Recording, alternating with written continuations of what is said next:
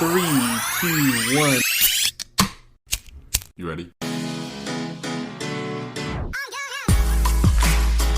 You're listening to the Real Pineapple Podcast Network.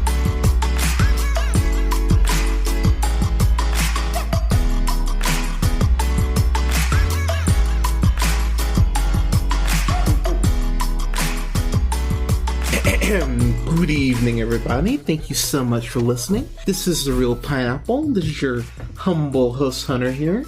Hope you're all having a great week so far. This is, I'm pretty sure, my my last new review before heading out on break here. I've got a review for The Adam Project, which is currently the #1 film on Netflix, which is directed by Shawn Levy. And I gotta take a second to kind of talk about Shawn Levy, because it seems like Ryan Reynolds has kind of found his guy that he'll probably be working with moving forward. I mean, between The Adam Project and Free Guy, which is one of the biggest hits of Reynolds' career, and the fact that Shawn Levy just got hired, 2 days ago to direct Deadpool 3 officially for Marvel. Him and Reynolds are going to be working together quite a bit, and we're getting a Free Guy too, which, come on, that's coming. But Shawn Levy's going through his filmography. It's really fascinating because when you think about where this guy started, I mean, from doing from being like an executive producer of stuff like Unsolved Mysteries more recently, Shadow and Bone, which is another Netflix property. He's a producer on Stranger Things. That show's done kind of well. But I remember him back from doing Big Fat Liar with Frankie Muniz and Amanda Bynes and Paul Giamatti, which is a surprisingly good movie. He directed the Cheaper by the Dozen remake back in 2003. Directed that horrendous Pink Panther remake with Beyonce and Steve Martin. But then he goes on to Night at the Museum, which does well. Goes in and produces and directs Night at the Museum 2, which also does well. But then he does Date Night, which, while not a huge hit, did pretty well. Gets Real Steel. The movie with Kate Beckinsale and Hugh Jackman. Moves on to doing This Is Where I Leave You. Does that third Night at the Museum. Was a producer on Arrival, which is one of the best sci-fi films in the last 15 years. Produced that movie Kin that just came out with Zoe Kravitz, which I still need to review. Really good movie, by the way. But his rise, though, I mean, give the dude credit. Not everything in his filmography is a banger, but he's been better. He's has more hits than he has misses, and to see him elevate himself that's how you hustle. That's how you get to projects like this, which, while I don't think this film will crack my top 10, this is something I got way more out of than I thought I was going to.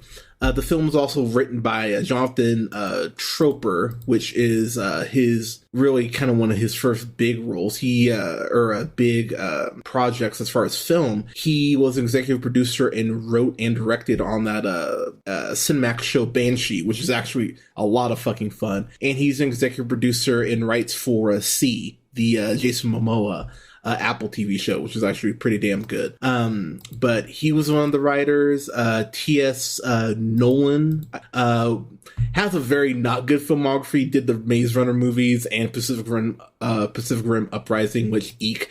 But then we get to Jennifer Flackett and Mark Levin, who are co-creators on a little Netflix show called Big Mouth, which is done pretty fucking well. And the pedigree behind this film, Ryan Reynolds, I could talk about Ryan Reynolds all day. I mean, he's so dreamy. But I mean, you look at Deadpool, you look at Buried, which I feel like not enough people have seen Buried.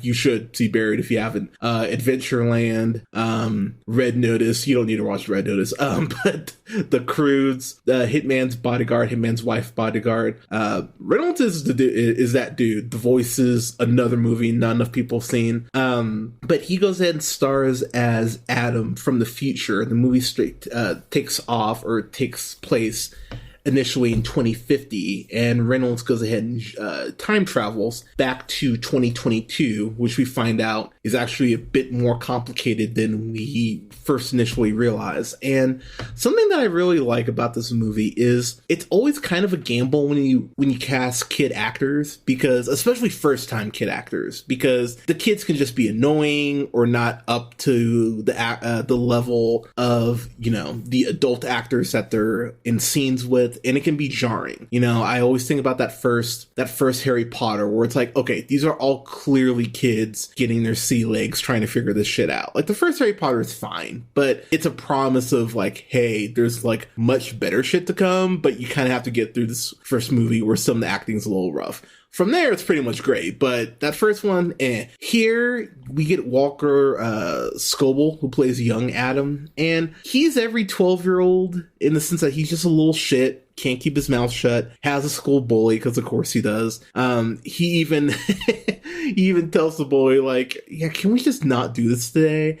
Like, he's a snarky little shit, and I weirdly appreciate that while this kid getting beat up, no excuse for it at all. And Jennifer Gardner's Ellie, his mom, going into the school principal's office and freaking out like any parent would about how these kids are fucking bullying her son. I really appreciate that, because I feel like we never see the parent actually go to the school except to pick up the kid and not actually fight for their son or daughter. So I really appreciate the fact that's actually a thing in here. But Adam just can't keep his mouth shut. He lost his dad in an accident a year prior. And so he's going through it just like Ellie is going through it. And one of the more profound points that the film makes, and I'm not going to go really too heavy into spoilers because I do want people to discover this for themselves, but one of the things I do appreciate is that there is a conversation that Ryan Reynolds, you know, older Adam, has with Ellie at a bar about dealing with grief. And I'll just leave it there. But it's one of those speeches that I went, you know, I really wish this was a thing in more films in general, because we do, like, especially when we talk about just mental health in general, it would really be nice to hear more that it's okay to not be okay. And the fact that this film, that's kind of one of the biggest takeaways that I had from the film. It does talk about mental health and, you know, generational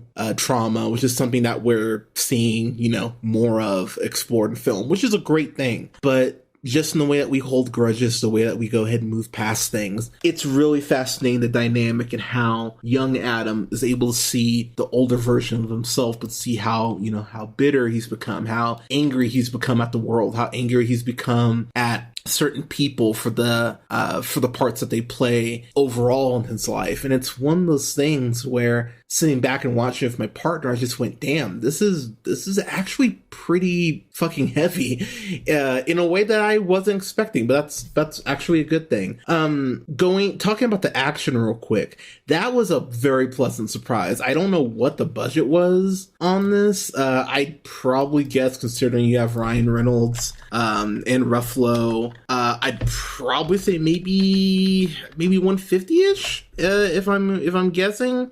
But I really appreciate the fact that the action actually is pretty varied. There's a couple really cool like ship chase scenes that I thought were really well done. There is some great hand-to-hand stuff here where Adam has essentially a lightsaber. I don't think they even actually like call it something specific, but it's a lightsaber. But the way those scenes are done, especially with the hand-to-hand, I mean, Reynolds is almost 50, I want to say, but Reynolds has kept himself in amazing shape. One of the things I love in this movie is that young Adam at a point kind of looks at him, because Reynolds is kind of messing with his shirt because he gets shot early in the film, and young Adam kind of looks at him like, oh wow, I get hot, and Reynolds kind of looks at him like, kid, get away from me. I love the dynamic between young Adam and older Adam in this movie, because you really do have to be a talented actor or actress to be able to keep up with someone who's as off the cuff as Ryan Reynolds is. And this kid, their dialogue, their back and forth, it's incredibly charming. It's very it's very in the vein of how you would react if you met the younger version of yourself, where you're like, oh god, I used to have these quirks, or oh god, I was this annoying, oh fuck. And it's a very endearing but completely believable dynamic that I really actually appreciated. Zoe Saldana is also in this movie as Laura, and I won't explain kind of what her arc is, but her introduction is fucking awesome. That was something I was very happy to see, that she got a little bit of time to show out here. I feel like we talk about this guy a lot, but I need to bring him up. I fucking love Mark Ruffalo. I'm just such a fan of this dude. Whenever I hear he's in something, I'm like, oh, hell yeah, let's go. Whether it's Spotlight, whether it's Foxcatcher, whether it's Dark Waters, which how that just went under the radar at the Academy for Oscar season, I don't understand. Being Again, Shutter Island, I could go on and on, Where the Wild Things Are. Ruffalo's one of the best actors that we have, period. And when he's introduced and how his character of Lewis comes into play, that's where a lot of emotion of the film really does come in. And when I'm sitting here thinking about it, I think Ruffalo and Reynolds have worked together maybe once or twice in films, but not constantly crossing paths. And the way that they get to interact with each other is something I just went, yeah, I want more of this. I'd love to see these guys in a true drama together. And Ruffalo's just a fucking pro. Like, Ruffalo just knows what strings to pull, how to engage the audience, and the way that he gets to interact with the characters in this world that are established, I really enjoyed. And it led to some very emotional moments as the film goes on that I went, yeah, I was not expecting any of this, and this is making me incredibly happy. Catherine Keener, she's kind of the villain in the film, and I'll just leave it at that. She has a younger version of herself that's introduced that I think for the most part looks really great, actually. But there are a couple parts where the CG just has that kind of that Zemeckis kind of Christmas Carol look to it, where they kind of look like really weird animatronics. It's like, okay, like there's just a few moments, not enough to really take me out of the film, but those shots are definitely in there, and they are a bit distracting. But the fact that that Kinner has to play the present day version of herself, as well as the very naive version of herself from a different timeline, in the way that those two characters kind of at odds with each other. That was something I thought that was really well handled, and I really liked seeing that dynamic as the film reached its conclusion. The other thing I will throw out, outside of Kinner's villain, there's really not another villain in this movie. Like, the whole concept of time travel is probably the biggest villain. So, if you want to nitpick, that is something I think you could say, that there's not a true... like you're not getting an all-time villain performance in this. The villains really are here to kind of serve the story more than be, super menacing and everything. But for what these characters are and what they ended up doing and where they needed to go, I really dug it, actually. It was one of those things I went, okay, this is cool.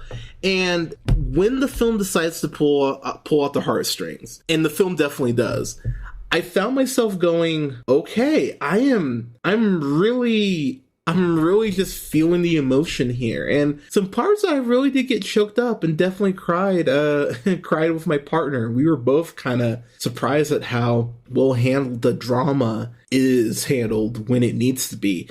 This, and I mean this as a compliment, this is very much one of those films, like, it's kind of in the vein of something like E.T., The Iron Giant, Super 8, those sort of Stranger Things.